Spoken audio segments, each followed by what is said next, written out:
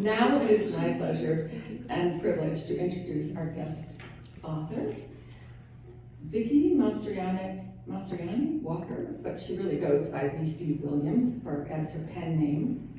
Despite a background in technical writing, Vicki, with three published novels to date, enjoys writing fiction about strong women. She's been featured in True West magazine. She has excellent reviews on Kirkus, the historical fiction company, and was a finalist in the 2023 American Writing Awards. Mark, should have sent a video. Oops. A second generation Arizonan and a history enthusiast. She is a member of the Historical Novel Society, the Arizona Authors Association, and the Arizona Territorial Society.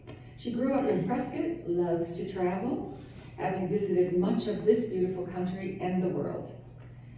She has a website which you can get more information on, and she also has books for sale in the background. So let's give Vicki a warm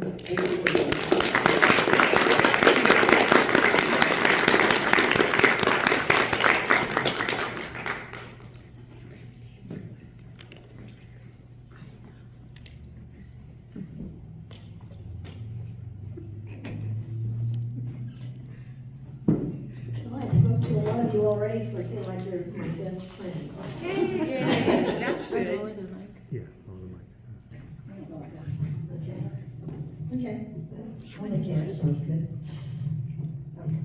All right. Well, I'm reading from my book, Historical Fiction, A New York Lady in El Dorado. And we'll find out more. I'm reading from the first chapter, just an excerpt. Exhausted and bored, the rocking of the stagecoach to the boomtown of Tombstone lulled me into an uneasy sleep. I awoke when I was thrown against my younger brother, dozing beside me. I shifted and opened my eyes as the man opposite leered and winked. Feeling my face flush, I turned toward the open window and pulled a handkerchief to my nose and mouth. The dirt-filled air was choking. After a moment, I glanced back. He winked again. "Sir, how dare you annoy my sister in that manner?" Howard's voice was stern and pitched lower than his usual 18-year-old timbre. "What did I do?" Clutching his tool case, the traveling tinker's eyes opened wide in mock surprise. Gritty fingernails and a haggard face revealed a hard scrabble life. Waving his hand in my direction, he said, "I never did nothing." The other passengers suspended their talk and stared at him. A man in the opposite corner leaned forward and said, "Ryan, I know you, and you best leave this young lady alone if you know what's good for you." Everyone turned to this outspoken man. Who was he? Ryan's mocking demeanor evaporated as he glared back with a sneer. Pointing a finger, he said, "I don't take no orders from you, Clum. You and your blue-belly friends think you run things, but that don't hold no water with me. I will do and say as I please." Everyone was silent during this exchange, and I felt mortified to be the center of such a discussion. "I don't care what you think about me or my friends," said Mr. Clum, "but I will not abide your vulgar attentions toward this young woman. This piece of fluff, I bet she's had plenty from men like..."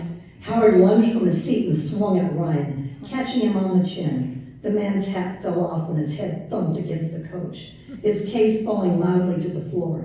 The door flew open, and I held onto the window frame as the coach swayed violently. Everyone yelled as Brian fell toward the open door. Howard and a nearby passenger grabbed Ryan's arm and pulled him back. With the horses galloping at full speed, Howard edged to the doorway, gripped the window frame, leaned out, and pulled the wildly swinging door closed. No one spoke as we settled back in our seats. I was amazed that the coach did not slow down during this commotion. The guard leaned far over the side and yelled, "Is everything okay down there?" Mr. Clum signaled that all was well, and the guard returned to his place. Mr. Clum, his face hardened, spat out, "Ryan, apologize." The other men agreed, and one suggested Ryan should be thrown off. Ryan straightened into his seat and replaced his hat, scanning the men staring at him. Rubbing his chin, he found no supporters. Avoiding my eyes, he bowed his head and said, "My apologies, miss. It was not my intention to offend." He picked up his case from the floor and placed it on his lap. With only the sound of the galloping horses and the creaking coach, everyone's eyes remained on the offender. A moment later, the conversation resumed as if nothing had happened. I nudged Howard, who was running his fingers through his wavy hair. I nosed his flushed face and compressed mouth. "Howard," I whispered, "where did you learn to hit someone like that? Very impressive." "Oh, that was nothing, Sarah." He took my hand briefly and said, "Are you all right?" His knuckles were bruised. "Only mad. I should have slapped the cur myself." Howard's eyes rounded at my vehemence. I jabbed his ribs and said, "I wonder what Papa will say about your exploits today. I'm sure he will be proud." Howard patted my hand and said, "Thank you, Sarah. That means a lot." I sat back and closed my eyes, willfully pushing Ryan from my mind. Instead, I thought about our journey from New York. Was it only 10 days since we boarded the train? When Papa inherited valuable silver mines from his brother, he couldn't wait to move the family out west. That was more than 2 years ago. Staying behind with Howard till Howard graduated from high school had been a singular time for us. We grew closer and had time to reflect on this move. Howard had been against it at first, but he changed his mind when his friends voiced their admiration for such an adventure. I, who had been excited, now wondered why I thought leaving New York for Tombstone was anything but crazy. Free of parental oversight, I dreaded the renewal of my mother's nagging criticism of my independent ways. But I look forward to seeing my father and little sister Mamie.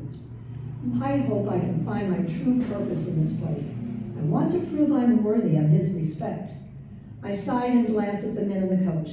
My eyes rested on the man named Clum. He was well dressed, about 30, and until the outburst had remained mostly quiet. All I knew was his name and that he must be a professional man. He spoke to Ryan as one with authority. Whoever he was, he must be well known in Tombstone.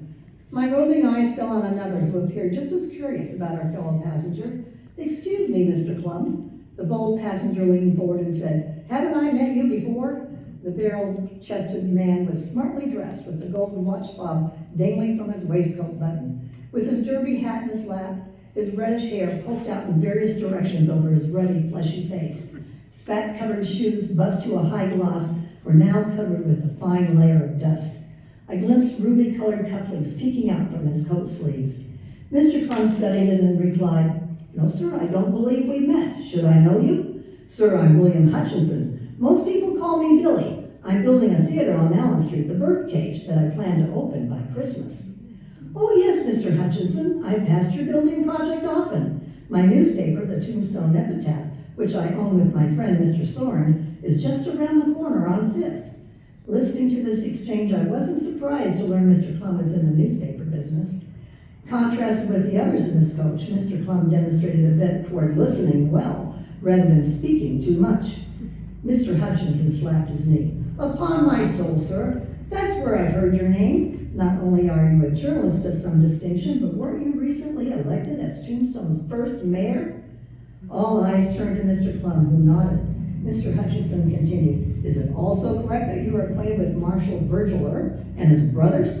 Mr. Clum nodded and quietly replied, "Yes, it is my great pleasure to be acquainted with the Earp brothers. And I am proud to call Mr. Wyatt Earp one of my closest friends." Everyone bombarded poor Mr. Clum with questions and exclamations. He glanced at me, rolling his eyes. Mr. Ryan snorted and turned away. Racing along the never-ending dusty trail, I was grateful for the diversion provided by this bit of information. I look forward to hearing more about Mr. Clum and his good friends Wyatt Earp and Mr. Soren. Mr. Clum had already demonstrated he was a gentleman, and my hopes for the society in Tombstone began to look more promising. Maybe the negative impressions my mother wrote about were not as accurate as she perceived. However, Ryan's remark about Civil War sympathies clouded my high hopes. Those loyalties must be strong in Tombstone, a disturbing thought. The sun was fast sliding behind the western mountains when our stage slowed in its final approach to Tombstone. The sunset's glow streaked in the sky in crimson ribbons, falling across the sagebrush landscape in purple shadows. There was just enough light for me to take stock of my new hometown as our coach slowly rolled through the dusty streets. I anticipated it would be very different from what I was used to, but this was dreadful. My world in New York was one of culture, society, and thriving commerce.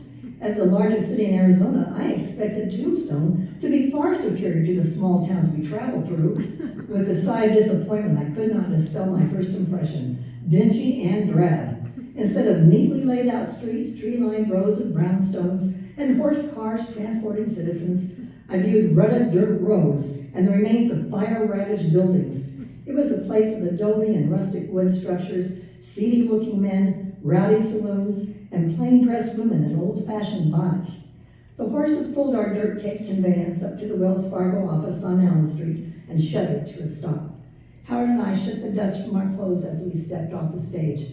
I sighed at our dismal surroundings as Howard helped me up to the boardwalk. How can I live here? It must be better in the light of day. I turned my eyes heavenward with a prayer for mercy, but the distant mountains and the splendor of the night sky interceded to revive my spirits. I took a deep breath of the cooling air. Papa said there were fresh opportunities here. Could I find mine? I must. It was now dark and the few streetlights cast a dusky glow on the boardwalk. Gray shadows filled the empty spaces between the wooden buildings, thrusting my mind into a strange space of unreality. What am I doing here? I closed my eyes to clear such thoughts. As the passengers collected their baggage and dispersed in different directions, I noticed Mr. Ryan facing Mr. Clum a few feet down the boardwalk. Clum, I'm here to tell you I will not forget how you abused me. I don't take that from nobody. You will be sorry you stuck your nose in my business. Ryan's face twisted in rage as his finger jabbed at Mr. Clum, who stood firm before him. Mr. Clum stood before him before Mr. Ryan and said, I'll be watching you, Ryan. If you want to conduct business here, you better take care. I feared Ryan would hit Mr. Clum with his hand balled into a fist. Howard took a few steps in their direction. Go ahead and run to that killer Wider. I ain't afraid of him. Ryan turned and quickly walked across the street. He glanced back at Howard and shook his fist. And you, young pup, I won't forget you neither. He turned the corner and disappeared. I breathed a sigh of relief. This incredibly foreign place brought on an uneasy foreboding I tried to dismiss as a reaction to Ryan's confrontation. But I couldn't dismiss my new anxiety in this strange world. I berated myself for failing to send my father a telegram announcing our arrival. Across the street, a large wood-frame structure with Oriental across the arched entrance announced its purpose with bright lights and loud voices. Howard said, why don't I go to that business over there and ask if anyone knows how we can find Papa's house? Judging by the tinny piano chords drifting out its windows, I said, no, Howard, it may not be a safe place. Let's ask these men inside the Wells Fargo office. Maybe one of them knows him. Just as Howard turned toward the office, Mr. Clum approached us. Do you need help finding your family? Maybe I can help. I know most people here in town. I felt instant relief. After his kindness today, I believed I could trust him. Howard answered, thank you, Mayor Clum. We didn't introduce ourselves earlier, but I'm Howard Herring, and this is my sister Sarah. We've traveled all the way from New York and are anxious to find our father. His name is Colonel William Herring. He has a law office here, somewhere on Tuffnut Street. Mr. Clum's reserved face brightened. Of course I know Colonel Herring. I've been to his home many times. I will be pleased to accompany you. I only need to go to Liberty and pick up my rib. We have benefited from your kindness already, sir. Howard and I can walk if you give us directions. We don't want to impose on your time. I must insist. And besides, he glanced at our luggage, which included a small trunk in addition to 4 suitcases.